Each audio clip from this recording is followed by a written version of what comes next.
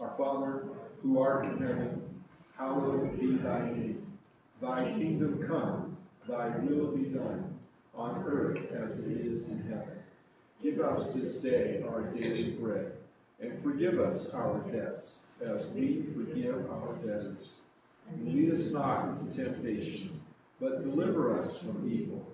For thine is the kingdom, and the power, and the glory, forever and ever. Amen.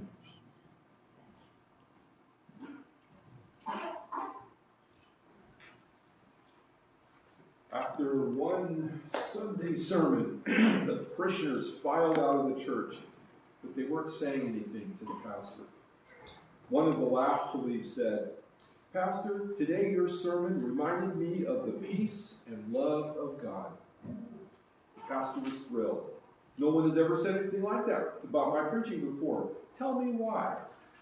"Well, it reminded me of the peace of God, because it passed all understanding. And the love of God, because it endured forever." Well, I'm reluctant to tell that joke because now I know what I'm going to hear as people leave for the next few weeks, as they're going to say those kinds of things. We're in Samuel. We're just cruising through. We're already up to chapter 8. There's only, I don't know how many more left, but there's a lot of going on in the book of Samuel. And one of the things that I try to remind us of is all the things that are going on before, that the book of Samuel is a book that is a story, and it has a plot, and it has it's going somewhere. It's trying to teach us something as a whole. We look at each individual event, and we talk about the things that go on there, and we get lessons from that. But we also need to realize that the book is really about some overarching themes. Mainly about a change in Israel from one form of government to another, but also just the whole institution of bringing in a king, which needs to happen because someday Jesus is going to come and he's going to be that king. And that king, like David, that king that God brings about. The problem is that as we read these stories, each individual story kind of the steps are kind of ragged. It's kind of like the 3 steps forward, 2 steps back kind of idea, that the story just kind of chugs along, and we're kind of, sometimes if you never read it before, you might be looking at it and thinking, how is this ever going to work out? It doesn't seem to be doing anything. But we're going to be confident that God's going to teach us something through the things that are there. So, 1 Samuel, we're going to start with the last couple verses of chapter 7 so that we can get a little context as we go into chapter 8. 1 Samuel chapter 7, we're going to start reading in verse 15. We're talking about Samuel, and it says, "Samuel continued as Israel's leader or judge all the days of his life. From year to year, he went on a circuit from Bethel to Gilgal to Mizpah, judging Israel in all those places. But he always went back to Ramah, where his home was, and there he also held court for Israel. And he built an altar there to the Lord." So as we go into the next chapter, we're just reminded of where we're at, which is that Israel has repented. They've come back to God, and they're following Samuel, and Samuel's leading them, both as a prophet, as a judge. He's also setting up an altar, so he's making sure everybody's worshiping God. Samuel's doing all this stuff, and at this point, everybody can just kind of a heavy sigh of relief, saying, okay, everything's good. Everything is working out just exactly the way it's supposed to. There's peace in the land. There's peace with enemies. Everybody's worshiping God and following God. I try to make this picture as rosy as possible. This is where we're at. And then we're going to read the next verse and go, well, wait, what happened? What's going on now? Between that verse that I just read, or this whole section, we don't know how many years is going on here, but quite a few years goes on, because in 1 Samuel 8, verse 1, it says, "When Samuel grew old." So all this stuff that we're talking about seemed to take a long period of time. But then the writer needs for us to understand that people get old, even Samuel. And Samuel is getting old. And this is going to create a problem as we keep reading. Samuel appointed his sons as Israel's leaders. The name of his firstborn was Joel, and the name of his second was Abijah. And they served at Beersheba. But his sons did not follow his ways. They turned aside after dishonest gain and accepted bribes and perverted justice. So Samuel's leading the people, and everything's going good, but his sons are not so good. Now that's supposed to remind us of this is actually a recurring theme all the way through Samuel. But if you think back to the first couple of chapters, there was this priest named Eli. Remember him? And his sons were, in the words of the new NIV, scoundrels. They're a little nicer to Samuel's sons, but the picture here is that you've got these leaders, and Eli was a judge of Israel also, and their sons, their children, don't follow after them. Does anybody have any experience at all in that kind of area? It's kind of like there's no guarantee. I mean, if Samuel can't pass the faith on to his sons, what chance do any of us have to pass on our faith, right? It's difficult. Part of the problem is that our kids are their own people. And we can't decide for them what they're going to believe or not believe, how they're going to live or not live. We can pray for them, we can give them advice, we can do all the things, but at the end of the day, it's up to them. And so, not to be discouraging about it, but that can happen to families. Even parents who are truly faithful to God, your kids can still go the wrong way. That's the first lesson we learn from Samuel. But we can also see what Samuel does. I have a map this week. I know that that's going to encourage everybody. So we have this map. And the reason I want to show for a couple of reasons, but start off with, and hopefully you can see this, is that here's Gilgal, Mizpah, Ramah, and Bethel. These are the cities that Samuel is moving around. He moves from place to place, and he judges Israel, he said, and you got those 3 cities, and they're all right in there. Now, if you're looking at you just read the passage, where are his sons? Beersheba. Do you see Beersheba on the map? It's all the way down here. Oh my goodness. So it's like Samuel knows what's going on with his kids, so what does he do? He sends them as far as he can. In the thing about Beersheba, and the thing that's famous for is that when you talked about the extent of the land, like we talk about the United States, we talk coast to coast, right? Well, in the Bible, it's the extent of the land is from Dan, which is in the north, to Beersheba in the south. Beersheba is the southernmost border of Israel. So it's that's as far as you can send your kids and still be in Israel. Okay? That's the idea. That's where Beersheba is. And see, this is Dan up here. North, south. This is the extent of the land. Interesting, just a little dynamic, is we're just reading it and you hear Beersheba, you think, but there's something going on there, isn't there?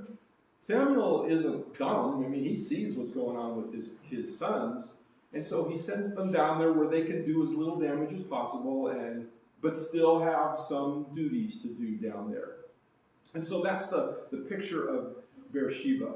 Think of Samuel being up here in this area, and his kids being down there. So the situation is, just to make sure we got it, Samuel's leading Israel. He's doing a good job, but his son's not so much. And he's getting old, just like Eli was getting old. And just like, as we're going to go on, we're going to see that David has problems with his kids. Solomon has problems with his kids. There's all these guys that are kings and leaders and are recognized for their faith. And it just seems like the pattern is that for whatever reason, the faith isn't being passed on. The wisdom of their position isn't being passed on. The interesting thing is there's one more character. His name is Saul. We're going to talk about him next week. because he's the first king of Israel. Saul it's kind of the opposite. Saul is seen as a guy that's not very faithful to God, but he's got a son named Jonathan. And Jonathan is actually one of the most well-respected characters in the Old Testament. He kind of gets a crappy life through his dad and all the things that happen, but he stays faithful to God. He stays a good friend to David. He does, everything about him is commendable. So it's kind of like the opposite. Saul isn't anything like his son either, but it's flipped over. So that might mean, I'm reluctant to say this, but maybe we shouldn't be quite so faithful because that would be better for our kids. No, I'm just kidding. That's not true. That's not true.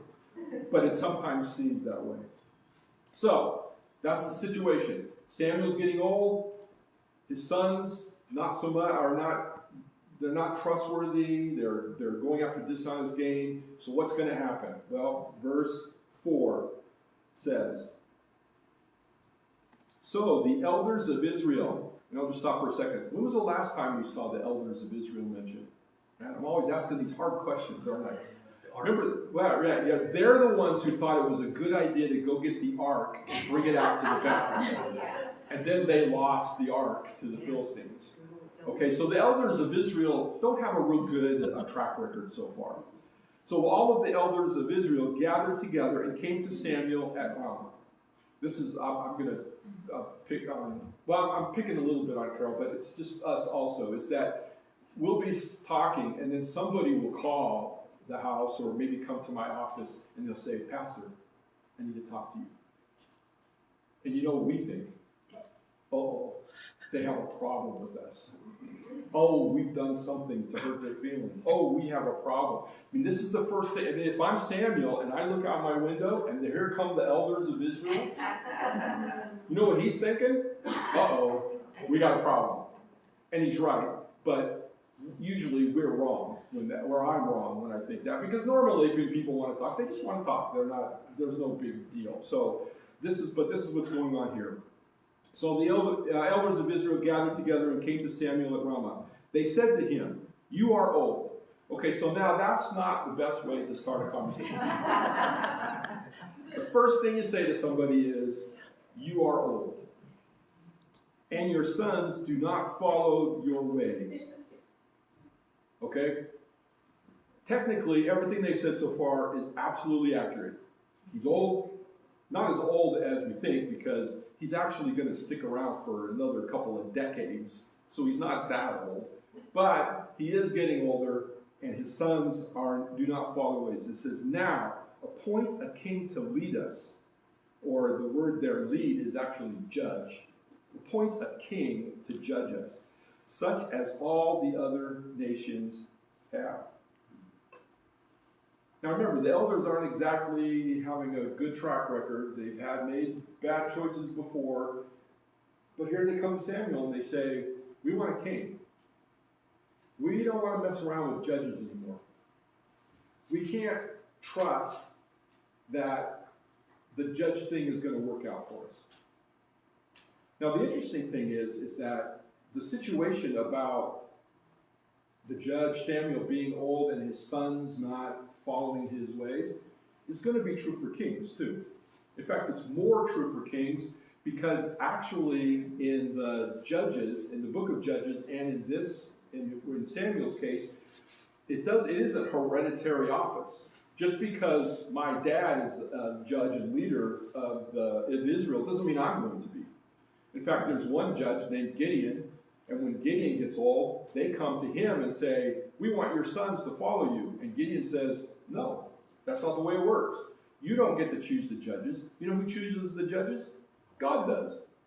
God's the one who chose Samuel, not Eli. God's the one who came to Samuel and said, you're going to be the next judge. And that's the way it is all the way through this. So they're really misunderstanding. They see a problem, but they're misunderstanding the solution. And that's really the first lesson that we get here, is that Israel saw the problem, but reached for the wrong solution. Their solution is, well, if we could just, everybody else seems to have their act together. All those other nations, they're doing okay. They got kings and everything seems to be okay. The hereditary office, we know who the next king's going to be, so we can plan for that and get ready for it. And we want to be like everybody else. We don't want to wait for God to give us the answer. We think we can come up with a good answer. We think if we just had a king, we would be better off. And that's what they say to Samuel. Now we're going to see that, we're just going to see that the issue here is that it's not the right solution for the problem that they see. Because they see an old person that's getting older, and instead of just passing on to his sons, they want to choose a king, but the same thing is going to happen. The king's sons or children are going to follow after that king. So it's not really going to solve the problem, but they think it will, because everybody else seems to be getting along just fine, and we just would like to be like everybody else. And that's the theme here. So, the one thing that I want to say, though, is that the idea of a king is not necessarily wrong. That's something that God has talked about before. We have 3 passages earlier on in Deuteronomy, Judges, and also in Samuel. Now, we're not going to go read them. We're going to put them up on the board, and you can write them down, because I know you have pencils and paper, and you can read them later. But Deuteronomy 17 is actually in the law, and it describes the duties of a king. So you can assume from that God always intended that Israel would have a king, because he describes what the position is and what they're going to do and what kind of person it's supposed to be and all of that. In Judges, in 4 different cases, it says there, Israel had no king, and everybody did as they saw fit. So the implication of that statement is that if they had a king or a central leader, then that would be better for the people, because the king could lead and give advice, and supposedly, if it's a good king, if he's a good king or a good queen, then that would be good for the people. And even in 1 Samuel 2:10, that's the prayer of Hannah, and right there at the end of Hannah's prayer, she praises the king and the anointed one of God. And so the idea of a king isn't the issue here. God apparently always intended there to be a king in Israel. And I'm just going to take a little aside and say, one of the problems that we have a lot of times is that we have kind of this idea, maybe a little bit of what God wants in our life, but we want it for the wrong reasons, or at the wrong time, or in some other way. It's not the way that God would want us to be. We can even go back to the Garden of Eden. Remember Adam and Eve sinned about eating from the tree of the knowledge of good and evil? God said, don't eat from that tree. I believe personally that God intended that humanity, Adam and Eve, would be able to eat from that tree someday. But Adam and Eve wanted it now. They wanted it before they were ready. They wanted it in a way that God didn't want to give it to them. So here's the same thing. These people asked for a king, but they want it for the wrong reasons. One reason is because we like to be like everybody else. We want what they want. Sometimes that happens to us as the people of God, is that we look outside the church, people who don't have faith, and we think, well, they seem to be getting along pretty good. They seem to be having their act together. So why shouldn't we be like them? And God's the one who says, well, be holy like I'm holy. Not be like them, but be like me. And that's the goal here, but that's not what the elders want. What they want is to be like everybody else. Now, probably what they think is, Samuel only listens to God. We think this country would be much better off if the king or the judge would listen to us. We can decide. We're better. We understand the situation better than God does. So we should have that. But that's not what's going to happen. So they're asking for something that God wants to give them, but it's not the right solution at the right time. So this is what Samuel does in verse 6 of 1 Samuel. It says, but when they said, give us a king to lead us, this displeased Samuel. So he prayed to the Lord. Why does it displease Samuel? Because in effect what they're saying is, we don't want you anymore, Samuel. We want somebody else. And the Lord told him, listen to all that the people are saying to you. It is not you they have rejected, but they have rejected me as their king. As they have done from the day I brought them out of Egypt until this day, forsaking me and serving other gods. So they are doing to you. Now listen to them, but warn them solemnly, and let them know what the king who will reign over them will claim as his rights. So Samuel goes to God and says, God, they really hurt my feelings. They're telling me they don't want me or my sons to be leaders anymore.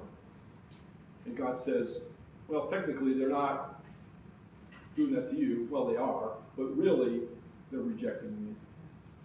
It's one of the difficult things about being led by the Spirit or following God is that there's no organization to it. And it's kind of odd. We try to put organization to it a lot of times. But the reality is that God a lot of times just gives a gift to this person, random. It seems random to us anyway. And then that person is supposed to step up, and the rest of us are supposed to follow that person. Just because God says to. Well, they say God says to. So, you're listening to me right now. Why? Well, because I hope at least you're assuming that God has given me some gift to impart to you. But that takes faith. That takes trust in God.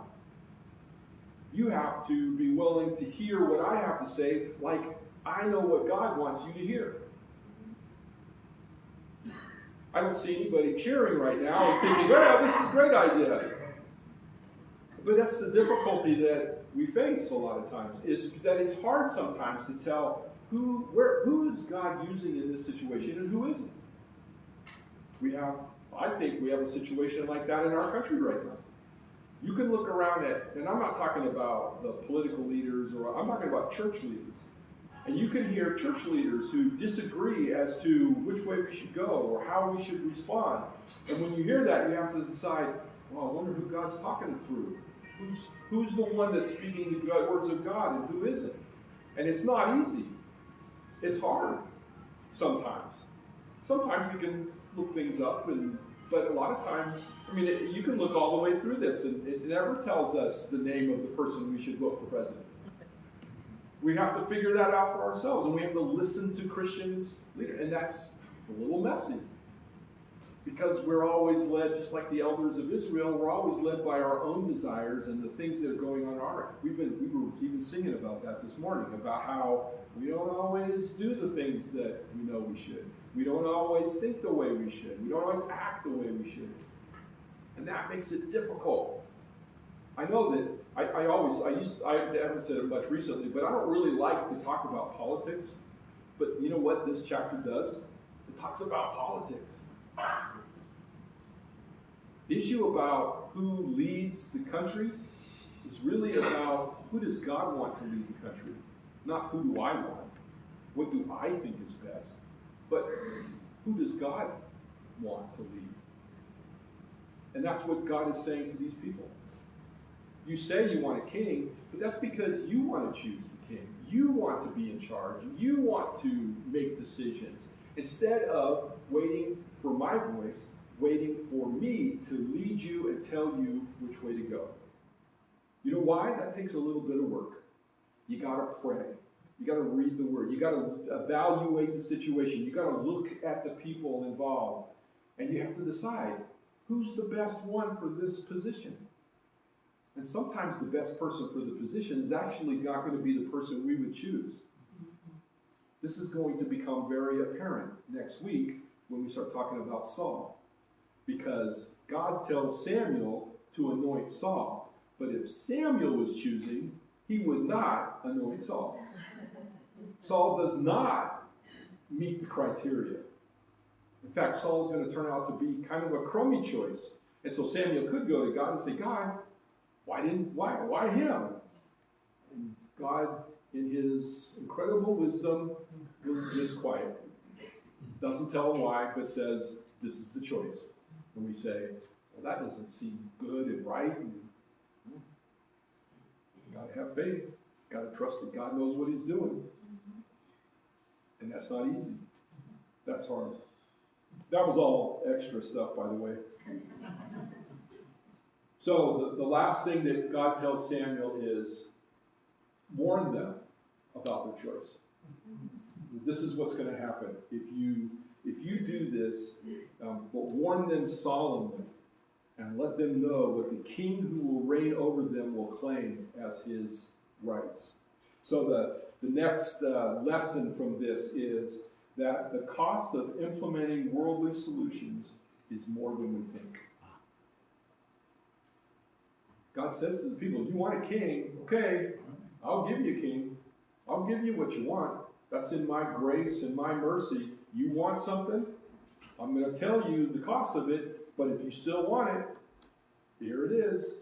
But God always warns us. He says, if you go that way, here's what you can look forward to. And so Samuel is going to go into this kind of long,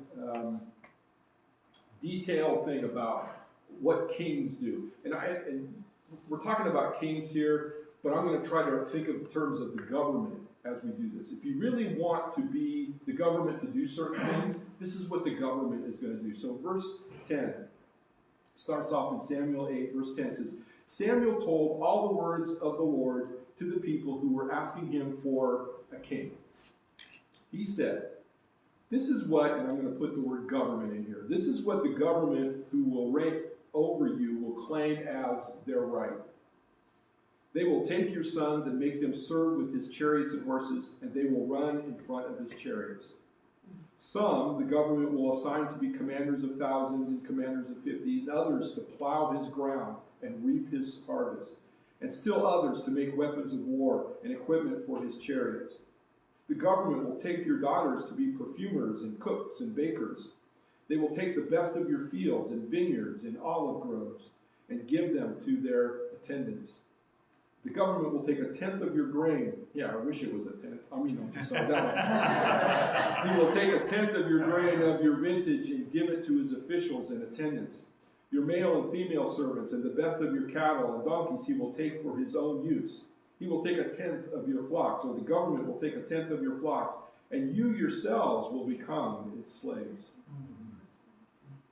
When that day comes, that's enough for a moment, right? Look, this is what happens when you say you want the government over you. Guess what's going to happen? The interesting thing is that at the beginning it was the king, and they talk about, or I guess it's later on they talk about this, about a king is going to go lead them and is going to fight their battles. But if you'll notice these verses, what it says actually is that what the king's going to do is the king's going to draft your people, and they're going to fight the battles, not the king. The other thing that's interesting about it is that all of these things that are listed here are things that God already does. In fact, he's the opposite of the king. The king or the government takes your grain, takes all the things that you've made, and God is the one who sends the rain so that you can have all of these things. That's the warning that he gives. When you do things in a worldly way, like all the other nations do, it actually benefits kings pretty good and governments, but it's not so good for the average person. One other thing that I want to point out here is that God isn't necessarily saying that these things are wrong. What he's saying is, this is the cost. This is what will happen. Now, because you're trusting in a king, the king's going to fight your battles, but they're going to require soldiers. They're going to require equipment. If I'm God, I'm fighting your battles, what do you need to do? Well, just march out to battle. I'll do the fighting. Remember the last chapter? Thundering from heaven and sets the Philistines running? That's what God does. But that's not what the king does. What the king does is he gets all of your sons and daughters, puts them in the military, and sends them out to battle. So what you really want, people, is you want me, but for some reason, you don't want me. I'm willing to do all of this stuff, but you don't want to put your faith in me. You don't want to trust me. You don't want to, we would, as people, rather pay the cost of implementing these other solutions than to just trust God to do those things. That's really hard. I mean, I'm saying we because we are the ones who get caught up in these things. It's easy for us to think, oh, well, that's just those guys. They do those kinds of things, but we don't do these things. But we do. We implement the world. We like to be like everybody else. That's what we like. We want what they want, what they got. Because it's the grass is greener syndrome, right? Yeah. It always looks like they've got something that we don't. And they do. But it costs them way more than our faith costs us in God. That's the message that Samuel's trying to get across to the people, that God's trying to get across to the people as he talks to with them. The next thing, though, the verse 18 is the kind of the crux of the matter here. This is the warning that they really need to hear. When that day comes, you will cry out for relief from the king you have chosen. But the Lord will not answer you in that day. Because that's what happens, right? We go down and make our choice and say we want to be like the world, and so that gets us into trouble. And God says, he's too nice to say it this way, but he said, I told you so. I told you this was the cost. I told you this was going to happen. And then God says, so you're on your own. Tell the king. Have the king save you. See what happens. See what he does. He'll probably stop taking a tenth and start taking another 5% or so. A little out of the top. That's the cost of going the way of the world. It costs you more than you think. It costs all people more than they think. And the problem is that we may not have God to pull us out of the fire. God says, one of the things that we have a misconception about God's grace is that sometimes we start to kind of think that God's grace is something that God either has to do or is somehow owes us to. Sometimes I put it that way and say that, God forgives my sins. God loves me. God died on the cross for me. But why wouldn't he? I'm a nice guy. I'm a pretty good person. But there's sort of this assumption that God has to do what he says he's going to do. He has to forgive. He has to show love. No, those things are God's choice. He chooses. That's why we say it's a free gift. Because God doesn't look at us and say, well, you don't deserve it, so I'm not going to do it. Instead, he just looks at us and says, well, I'm going to decide. Yes or no. I'm going to do it or not do it. And we have to throw ourselves totally on his mercy and say, please, God, choose to do the right thing in my life. Now, he does it a lot. This is one of those declarations that God makes. And then we find out later on that God, in his grace, says, okay, you cried out, repenting, okay, I will help you. And that's the grace of God, that God says, I don't have to do this, but I'm going to choose to do it. Thank you, Lord. The problem is that if he tells them up front that that's what he's going to do, then guess what they're going to do? They're going to just go that way and think, God will fix the problem later. I can just go do whatever I want. I can act however I can make whatever choices I want, and God will always just sort of rescue me from those things. And God's saying here, it's possible, but it's also possible that I'm just going to let you go the way you go. And you're going to have to pay that price. And we need to realize that too. Sometimes God just gives it to us and says, okay, that's what you're praying for. That's what you want. There it is. And then God goes and does whatever God does and comes back later to see how we're doing. And it's not so good, usually. Verse 19. This is, at this point, you and I think, okay, God's God's warning us. He said he's not going to help. All these things are going to happen. This cost is going to be there. And so right-minded thinking, people who are really with it would say, okay, God, we get the message. We don't want a king. Samuel's good. We'll figure out the judge thing later. We're just, verse 19. But the people refused to listen to Samuel. Welcome to the life of a pastor. Sorry. Or a Bible teacher, or a parent. Yeah. You tell them, and you say, this is what's going to happen. And they say, nope, I'm going my way. I'm going that way. But the people refuse to listen to Samuel. I like the way the NIV puts it because it's the word no with an exclamation point. No, it's not, no, it's no, we're not doing that. They said, we want a king over us. Then we will be like all the other nations, with a king to lead us and to go out before us and fight our battles. When I read that this week and I thought about that, I'm thinking, isn't that what God does? Doesn't God lead us and go out before us and fight our battles? Isn't that what? So why do we need a king? We don't need that. But they say, no, this is better for us because it's like everybody else. We want to be like them. It does lead us to this issue of, as Christians, I do think that in the coming years, as we as a church and as people of faith go on, we're going to have to be willing to not be like other people more and more and more. We're going to have to be willing to be different. And that's something that these people didn't want to do, and it's something we don't want to do. We want the government to make laws that make our life easier and make it so that we can do what we want to do. And sometimes governments don't do that, as we've just read. The government's going to make it harder for us to do things.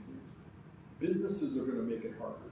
As Christians, we're going to have to make choices about not doing things like other people do. Standing out in the crowd. Almost like painting a big target on us, saying, no, you are, and we have to be willing to pay that price in order to stay faithful to God. And that's going to happen. The second thing one of the things that I want to point out as we kind of wrap this little story up is that I talked earlier about how they saw a problem. There was a problem there because Samuel was getting older and the sons were not the leaders. So God was going to have to bring in a new leader. He was going to have to do something different. So they saw the problem, but their solution was wrong. Their solution was wrong, though, because the problem was them, not the situation. And that's, unless the heart changes, the problem will not change. If the elders really want a solution to the problem, what they need to do is to do things differently. They need to think differently. They need to act differently. This is what Jesus says in Mark chapter 7. He's talking about this similar problem. In this case, it was about washing hands after a meal, and the problem was that people began to think that stuff that comes from outside is the problem, but Jesus is going to say, no, it's your heart that's the problem. In verse 18, and I just like to read verse 18 because of the first 4 words. Are you so dull? I don't think that I've ever said that to any of you to this point, but Jesus has no problem with calling out people. He says to Pharisees, you whitewashed tombs, or you brood of vipers. He talks to his disciples and says, you're a faithless, terrible generation. How long do I have to put up with you? Are you so dull? You don't get it. The people back in 1 Samuel, they were kind of dull, weren't they? They weren't getting it. Don't you see that nothing that enters a person from the outside can defile them? See, it's not your problem out there that's the problem. It's the problem in here that's the problem. In verse 20, it says, he went on, what comes out of a person is what defiles them. For it is from within, out of a person's heart, that evil thoughts come: sexual immorality, theft, murder, adultery, greed, malice, deceit, lewdness, envy, slander, arrogance, and folly. All these evils come from inside and defile a person. That last one, folly, the definition of folly is making bad moral choices. That's the definition. That's the definition of a fool, biblically.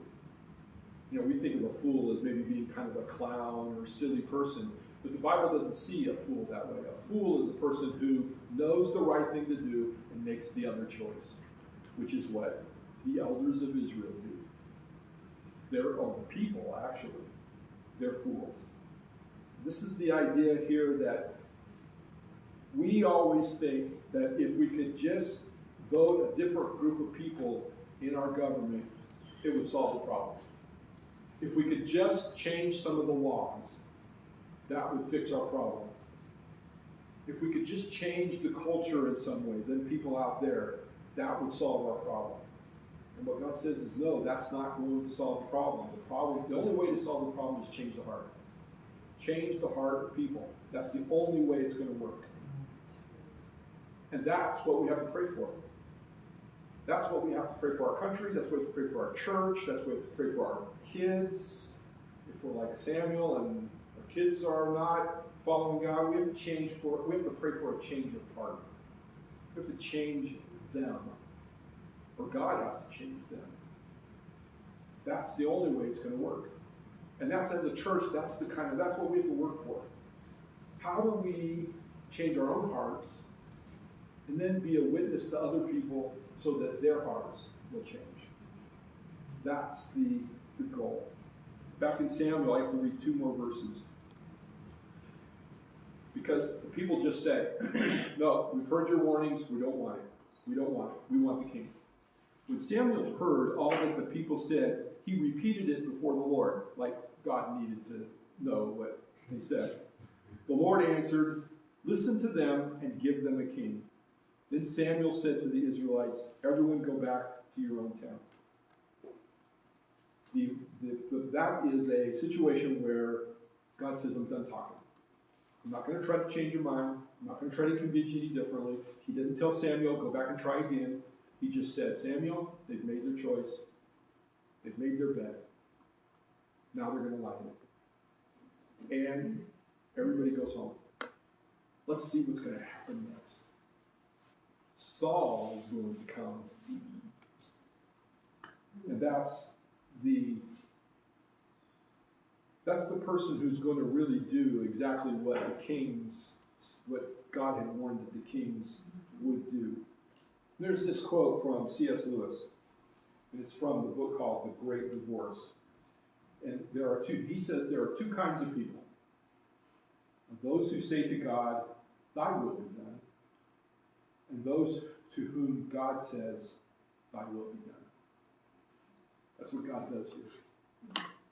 God says, if you're going to say to me, if you're willing to do my will, we're going to, but if you don't, God reaches a point where he says to every person, then your will be done. Let's see how that works out. In the quote, I put this much of the quote, but C.S. Lewis emphasizes the words in the end. There are only 2 kinds of people in the end. Because at the end of our lives, there's this choice. There are 2 kinds of people. Those who accept God's will, those who accept God's gift of Jesus Christ, and then there are those who reject that. And in the book, The Great Divorce, the point that C.S. Lewis makes is that choice is something that you will make even if you know the truth of the matter.